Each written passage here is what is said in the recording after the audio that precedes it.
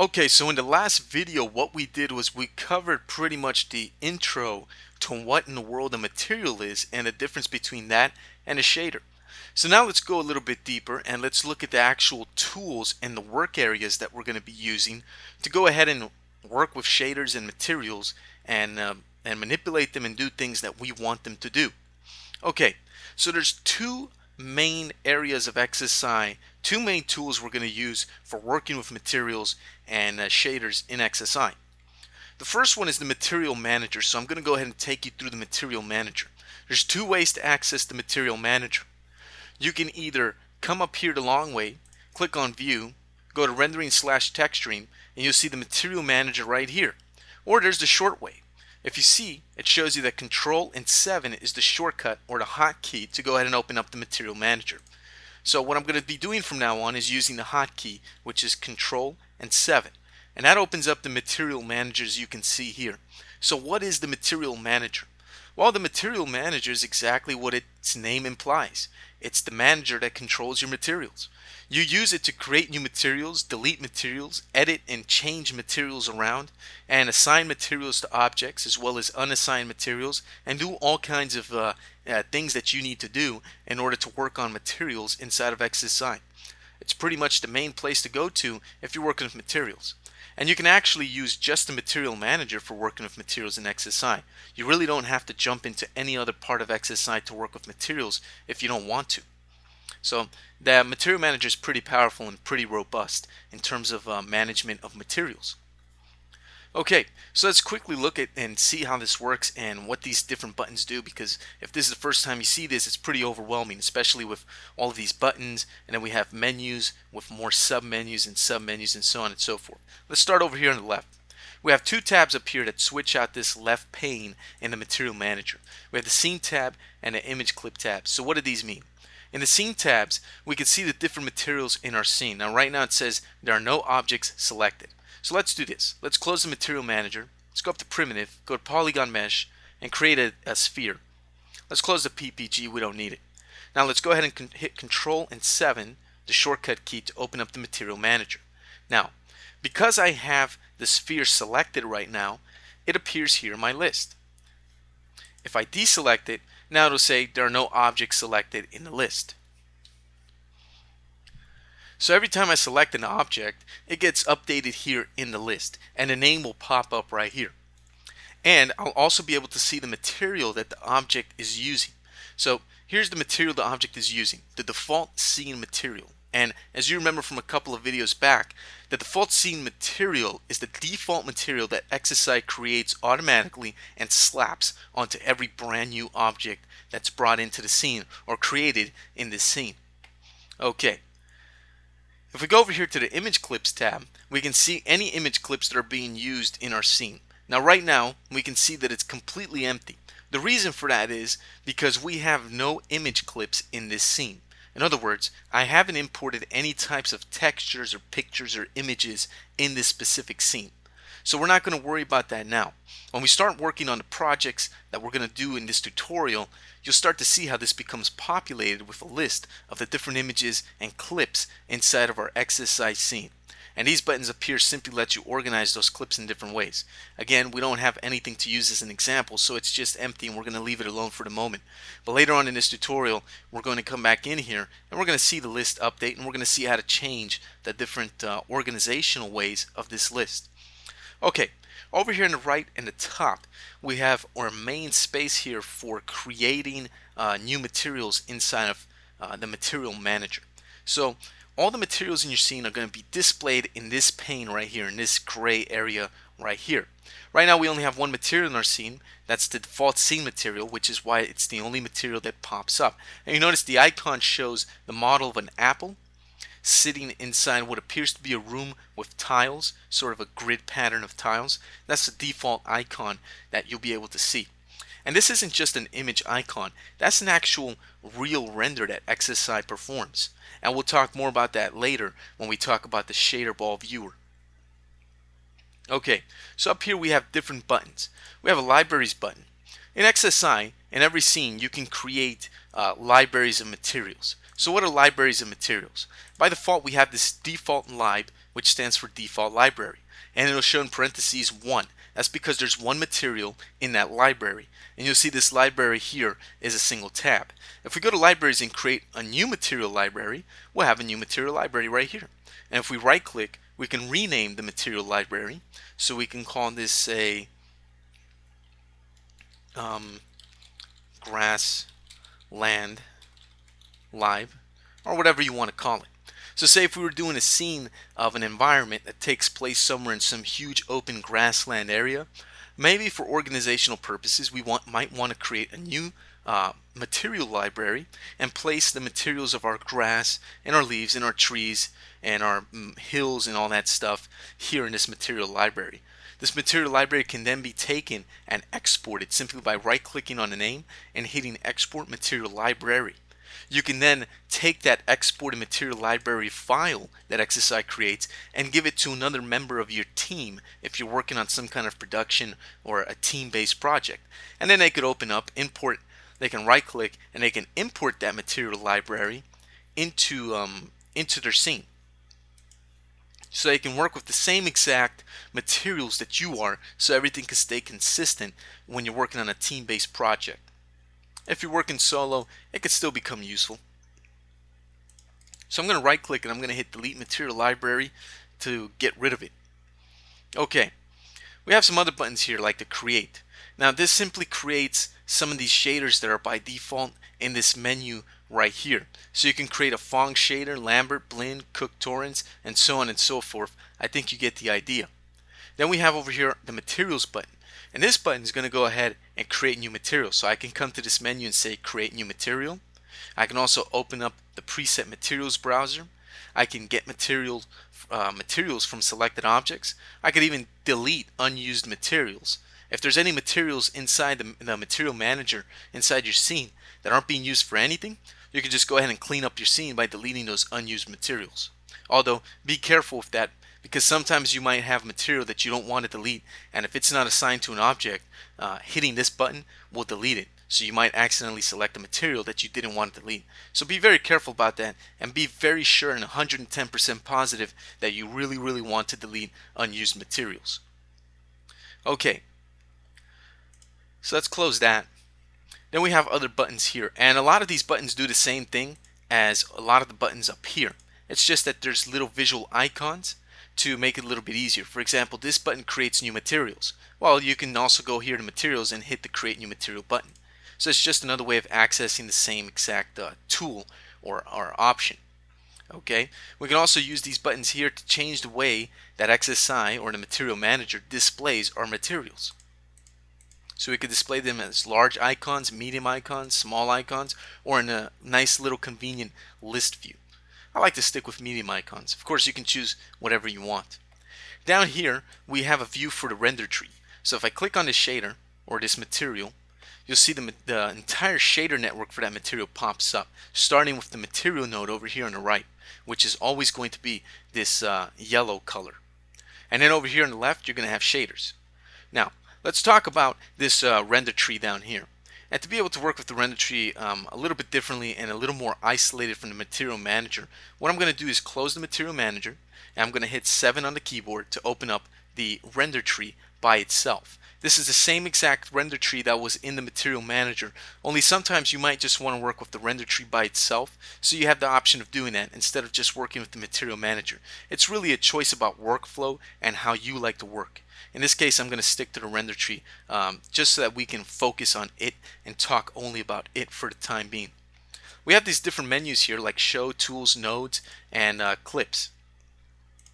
The Show menu lets you pretty much change the way that you view objects or these nodes inside the render tree. For example, we have View Thumbnails and View Shader Balls. If I uncheck View Shader Balls, you'll notice that the little shader preview here in the material node disappears. If I uncheck View Thumbnails, any nodes that have thumbnails of image clips or textures and things like that are going to disappear. I like to have both of them on. Usually thumbnails, sometimes I'll turn shader balls off, but having both of them on is actually pretty useful and pretty helpful. Okay, so there's a whole bunch of different options here you might want to experiment with to change the way that you see the different ways that you see nodes inside the render tree. Okay, so let's move over here to tools. Tools just simply lets you access different tools like the navigate tool, frame selection, frame all, rearrange, and you can see the shortcuts here. I strongly recommend that you work with the render tree for some time and force yourself to use the shortcuts, because it's going to allow you to work in the render tree 10 times faster if you know the shortcuts. So for example, the shortcut to navigate is S, which is the same exact shortcut for navigating in our camera view inside our viewports. And frame selection and frame all are the same exact shortcuts as the frame selection and frame all shortcuts when working our viewports. So a lot of it is migratable in terms of shortcut keys. You don't have to learn too many brand new shortcut keys. Okay, so we can hold down the S key and we can use the middle mouse button to zoom in and out just like we would inside of our viewport. We can also use the S key and then use the left mouse button to go ahead and pan around just like we could in our viewport. The only thing we can't do is rotate. We can't rotate obviously because the render tree is an orthographical view. It's a 2D view. We're looking at a menu system here, so it's not 3D. We can't rotate. Okay, then we have this nodes button over here. Now the node button is a very large menu. This is because this is where you come to access all the different shaders with the render tree. Now this may seem overwhelming, and yes it is. All of these are different nodes that you can use in the render tree. As you can see up here in the illumination menu, we have tons of different nodes, shader nodes that we can use to plug into our material network in the render tree to change the way that our object in 3D looks. So we can choose a Phong node, Lambert, and a whole bunch of different nodes.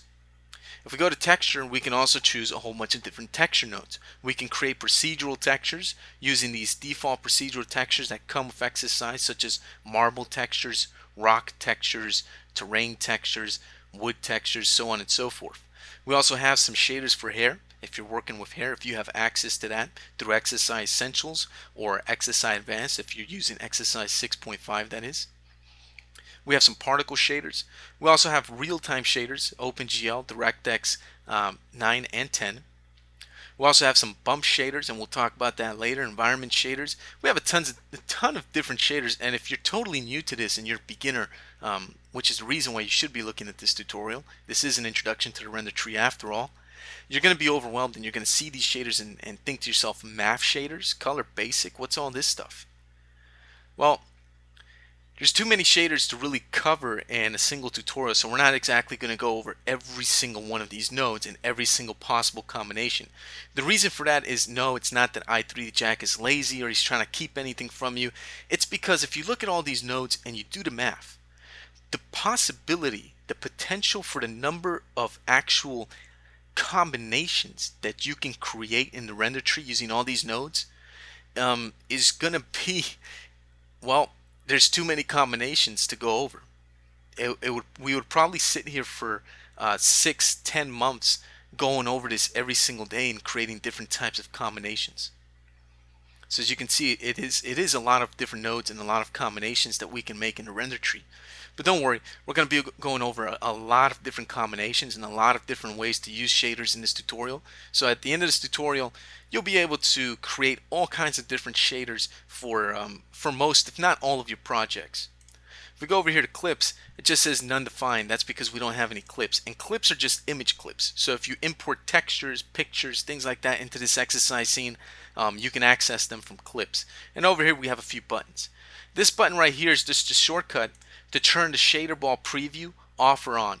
So you can have it on if you like. You can turn it off if you don't like it. It's really up to you in the way that you like to work.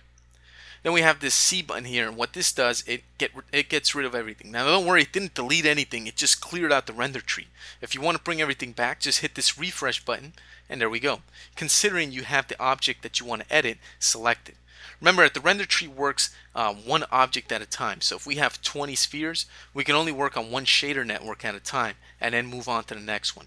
So if you select 20 spheres and then update this, you won't be able to work with all 20 shader networks at the same time. Let me show you an example of what I mean. I'm going to take this sphere and I'm going to duplicate him, move him over to the side. I'm going to select both of the spheres and I'm going to hit refresh. And exercise is going to tell me, you can't do that. Update can't be done with 2 objects selected. I can only do one at a time. Don't forget that. Okay, Thank you for the warning message, XSI. I'll keep that in mind for the future. So now you know you can't display more than one shader network at a time in the render tree. Okay, so that pretty much covers that part of the render tree. Now let's look at actually working with the render tree. It's actually pretty straightforward and very intuitive. You can simply left click one of these nodes and just drag them around to move them just around the place wherever you want. And you notice that they're connected with these lines. And these lines are just the connections. They're just visual cues to show us what's connected with what. So as I move this around, the lines just continue to stay stuck to these ports, these different attributes of the different materials.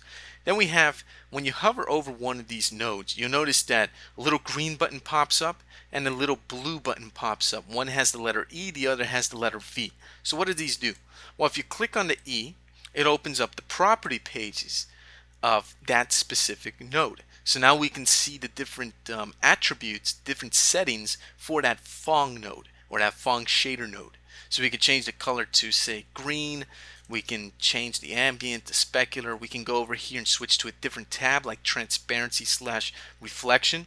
And we can make this reflective like a crystal ball. We can make it refract light like a diamond or something, or water. We can also add transparency so it's see-through. We also have access to indirect illumination when working with mental ray, and so on and so forth. Different nodes are going to have different attributes. So every single node that we saw in this list is not going to have the same attributes as this Phong node. Now, in some coincidental cases, some nodes will have the same attributes as other nodes, but that's not something that's going to happen all the time. Most of the time, each node is going to have different options, different settings, so on and so forth. So let's close that. So what does this little V icon, the blue one, do? Well, if you click on that, you get this little shader ball viewer window. The shader ball viewer window lets you see very quickly what your shader is looking like, and this is an actual mental ray render right here. It's kind of the equivalent of doing a render region using the Q render region tool to be able to see a preview of the render. So these shader balls are actually pretty useful for seeing the final result of your shader network. So if you're trying to work on something that's supposed to look like sand, for example, you'll be able to see this apple model have a texture of sand on it. So they're pretty useful. You could change the size too. If you click on this little apple icon, you'll make it very small. Click on this one here and you'll make it medium size. Click on it again and you'll make it large size. If you want it even bigger, you can just go down here till your mouse icon changes to a resize icon, and you can just simply click and drag this to make it, well, as big as you like. Although the bigger it is, the longer it takes to render. Although these shader balls are extremely efficient. Softimage did an amazing job getting this feature into exercise 6, and even if it's very large, it still renders relatively fast. So I say take advantage of these shader balls. Okay? If you have this auto button turned on, this shader ball preview will automatically update every time a change is made to the shader. If you turn that off, and now I go to this Phong shader and I switch to, say, red, it won't update. You have to come in here and you have to update and refresh it yourself by hitting F5 after you click on this window. So that's just a little something to take note of. It's very good to go ahead and have the auto feature turned on so you don't have to worry about refreshing. Or you can just use the little shader ball preview that's already here as a little thumbnail view, which is pretty useful. So how do we connect these different shaders into each other? Well, let me click on these arrows one time and that disconnects it. And you notice in the preview we have nothing. It's invisible. Our little apple is gone. That means that when we render this, nothing renders. It's completely invisible. That's because this material node isn't getting any information as to what it's supposed to look like. So XSI is going, I don't know what this sphere is supposed to look like. Since I don't know, I'm not going to render it. And it goes ahead and it doesn't render it. It just comes out blank. That's why we need these shader nodes, because these shader nodes are going to go ahead and tell this material node, look, you're supposed to be green, you're supposed to look like sand, and you're supposed to have a jello-ish texture. So the way that we work with this is pretty simple. Just click and grab this dot right there, and you're going to see this little arrow icon pop out. Then we can just drag and drop it onto the scene material node, and now this little menu pops up that says, what do you want to connect this to? If you want to connect this to the surface, just click on surface and go, and lo and behold, it connects it to the surface. We can click again and bring it to connect it to shadow and photon.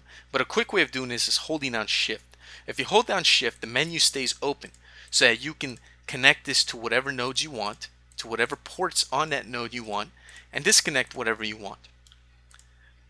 That way you can do it all in one shot instead of having to come over here, click on one, come over here, click on one, because that will be a huge waste of time. So hold down shift to do that faster. You'll see these little gray arrow icons. If we click once on them, it's going to go ahead and expand this the actual node to show us some of the attributes in here, or the groups of attributes. So in the illumination group of attributes, we can click on the little arrow icon to expand that, and you can see we have an ambient slot, diffuse, specular, shiny, a bump slot. And what this means is that we can do things like this. We can go to nodes. Say for example we want to plug in a texture. We can go up to texture and we can plug in a texture of something, say a checkerboard. So we can grab a checkerboard, and there's a checkerboard. We can grab this output port of the checkerboard texture, and we can drag and drop it onto the diffuse port of the Phong port right here. And what that's going to do is going to change the material. So now the material is going to look like a checkerboard. See that? And we will render right here.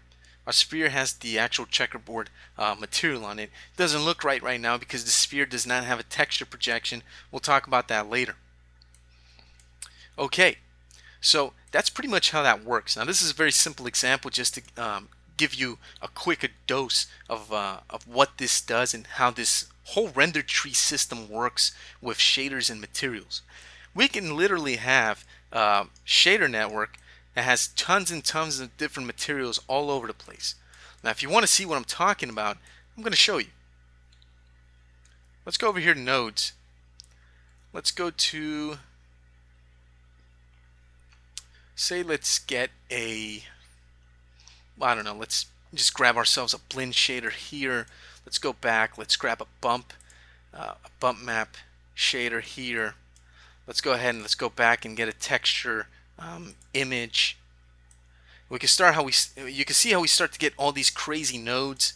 We can maybe go here and get a mixer for 2 colors, and maybe we want to take this checkerboard, plug it here into the base color of this mixer, take this blend, plug it into the color 1, then maybe we'll take this blend and make it blue, and take this mixer node, plug it into the diffuse. Maybe we'll take this texture and plug it into the input of the bump. Then we'll take the bump and plug it over here into this, where's the bump map right here. And if we look at this preview, this is what we have. We just totally changed this material here. Now this no longer looks the way that it did before with our green apple. Now it looks very, very strange, right? I can't even begin to describe it. I really don't know what this is. I just created this at random. I did not plan this out. I just said, let me create something crazy in the render tree. So I just started to plug away and create all these crazy nodes. So we can see our render tree right here consists of a lot of nodes. We have 1, 2, 3, 4, 5, 6, 7 nodes plugged into the material node. So this material node has 7 nodes feeding information into it that are determining the way that this looks in the final render, which is this crazy look right here. It looks very, very strange. It's pretty interesting actually now that I look at it. But there you go. That's the power of the render tree. You can use the render tree to do all kinds of crazy things inside of XSI when you render things out. So, can this render tree be bigger than 7 nodes? In theory, yes. You can make it 20 nodes, 30 nodes, even 100 if you wanted to. But keep this in mind. The more nodes are plugged into each other, the more calculations your computer CPU and the Mentor render engine have to perform. This slows down whatever you're rendering out. So if you want to increase your rendering times, or should I say decrease your rendering times so you render out faster, you want to have more simplified shader networks. Sometimes though you try to do crazy effects that look unique that cannot be done unless it has a complex shader network. And in cases like that, you really have no choice and you have to create huge shader networks. Of course, there's always ways to optimize things, but for the time being, this is what I wanted to show you. This is the render tree and the power of the render tree. As you can see, it has a lot of potential and you can create a lot of crazy effects. Now don't worry about the nodes that I started to grab over here, like the mixer node and all these crazy nodes I started to add. I know that you have no idea what I just did, but that's the whole purpose of this tutorial. During this tutorial, we're going to do some projects and we're going to look at how to connect these nodes together to create effects under our complete control. Okay, so that does it for this tutorial. Last thing, to disconnect these nodes, simply left click on the arrows and they become disconnected. So there you go. And I connect this to the ambient if I wanted to, or anything else. There we go. Ooh, that looks pretty crazy, right? Okay, anyway, that does it for this video. We'll pick up and continue with shaders and materials and the render tree inside of XSI in the next video.